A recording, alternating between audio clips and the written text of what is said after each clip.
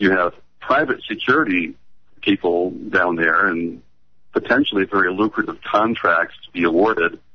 And there might be some, people looking askance at the Minutemen being down there and getting in the way and horning in on their profits. And perhaps most importantly, you have the drug gangs that are active. And sometimes they fight law enforcement, sometimes they fight each other, home invasions, murders, robberies. Always. And they're all orchestrated by the same people. But so let me ask you this. Why isn't this website why is it justice for Shawna Forde? Why not justice for Shawna, Jason, and Albert Gaxiola? Indirectly it is. But I take your point that Lane is a feminist, and this is her group and her website. I didn't say that. I'm just asking. Well, she definitely sees this as an example, in part, of a prevalent male chauvinism within the Minutemen. Mm-hmm. Male chauvinism can exist in any particular group or any particular culture of people. And so she feels that she's right. It definitely does exist in that movement and in the prison. But I mean, in my perspective, it goes both ways. So if Shawna is innocent, then these other people are innocent too. So yes, why? It does go both ways. So that's why I say by indirection, it is justice for Gaxiola and Bush. I don't remember their first names right off, but Jason Bush. I guess. Yeah. So anyway, the one thing I'd like to say is that violence does occur and has been, I guess, for 15 years, I'm not sure how long, through the state, and there are a number of hits. If Shawna Forde had brown skin, black hair, brown eyes, spoke Spanish, and were a member of La Raza, there wouldn't have been the articles up in the Everett Herald or down in the Tucson. But Albert Gaxiola has brown hair and brown eyes, and, he's being charged as well. He's being charged. He's not being celebrated in the media in anything like. You may have heard of the Phoenix New Times. It's a local Phoenix paper. When they wanted to talk about this crime, they had a caricature of Shawna greatly emphasizing her bright blonde hair and with Nazi emblems indicating that she was a racist and everything else. As far as what the media are trying to exploit, Shawna is prime time. Mm-hmm. She is just a textbook picture of the right-wing extremist, which they may not spell out, but in that DHS report, the Department of Homeland Security, talking about right-wing extremism. I totally understand what you're saying. In fact, I fell victim of that myself, and it was a setup, but I'm not convinced. I mean, I understand all these concerns, but I'm not convinced that there isn't enough evidence, albeit what's out there is circumstantial. But, I mean, what if she is guilty? That would be a drag. But you're speaking for her. You're speaking for her because Lane asked you to, not because in your heart you saw it, you met her, you were on the border with her, you're doing this because somebody else is telling you this. What if that somebody else had an agenda too? Well, I guess everybody does have an agenda, but whether she's guilty or not, she's entitled to a fair trial with a presumption of innocence, and she's not getting that.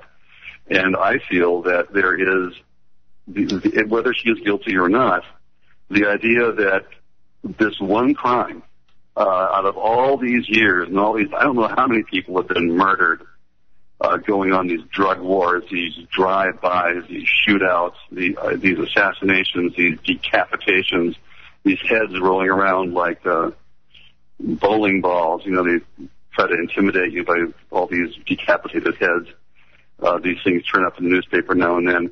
And the news media is attempting to exploit Shawna Forde's blondness, her race. Let me ask you about this. Do you believe the media is acting alone in this? I mean, do you think it's just them that are choosing to make her the poster child? No, I think the government is involved. Okay. I think do you know that the government not just infiltrates movements, but actually creates movements like this in order to suck up taxpayer your dollars to go and create crimes like this? Are you aware of that?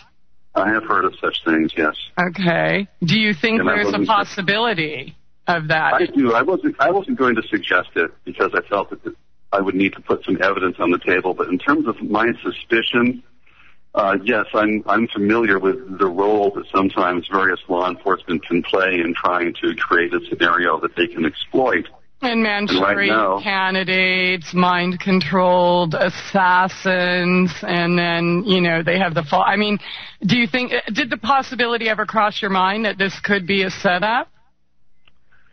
Yes, it did very much so. Okay. I believe there are people who would be motivated to set her up, and whether it's in various kinds of law enforcement, various kinds of news media, various kinds of government, this is a very exploitable issue to try to make a so-called right-wing extremist the issue.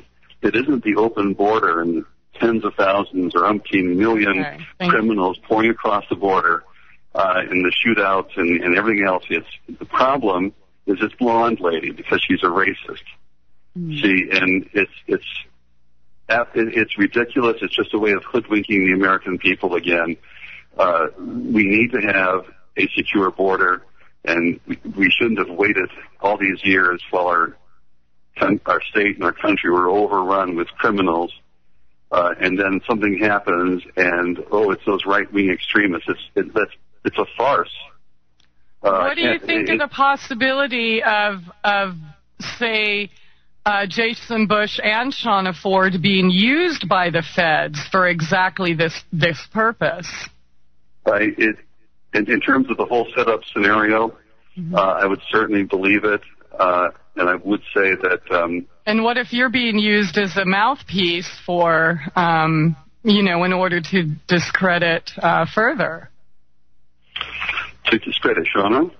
Well, no, not to discredit her, but to discredit Minutemen or people who basically that are buying the whole I'm innocent thing. Well, I'm fairly new to the public scene. I haven't taken much, from the media until I became the spokesman for Justice for Shawna Forde. And the only reason they're after me is because they want to make me look bad so that they can continue this illusion that Shawna is... But how could you defend someone you don't know? You don't have personal knowledge of this. No, I don't. I just have knowledge of her rights under our Constitution.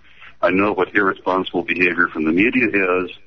And as far as exactly what happened, do you remember that very unfortunate young woman? She recently was murdered at Yale, and they discovered her body behind a wall. Anyway, she was a tech there at the college, and she was murdered. And within a few days, they had a suspect. Within a few more days, there were reports of all the physical evidence, the DNA evidence, linking the suspect to the crime. Now, I'm not saying it was appropriate to go into that. Now, at least they didn't go and try to find his birth mother and his half-brother and all sorts of former associates to talk about, what he was. But within a very short time, there were news indications of something, a hair follicle, a fiber of clothing, a fingerprint, a drop of blood. It takes more than a coerced confession to tie someone to a crime. And there's nothing. There's just her birth mother, her half-brother, all sorts of people willing to badmouth her, but no evidence. So they have all this special information about things that she supposedly did back when she was 14. Walked out of a store with a carton of chocolate milk once. I guess that makes her a career criminal. Well, what do you think about that incident that she claimed happened at her house by MS-13? She did change the story later, but where she claimed that she was raped and beaten. Well, let's just say there's a lot of complicating information in this case, but I think that it is unfair to raise that outside of a courtroom. She's entitled to a fair trial. Just trying to, raise stuff that was questionable in order to make people more willing to assume her guilt. That's not what you do.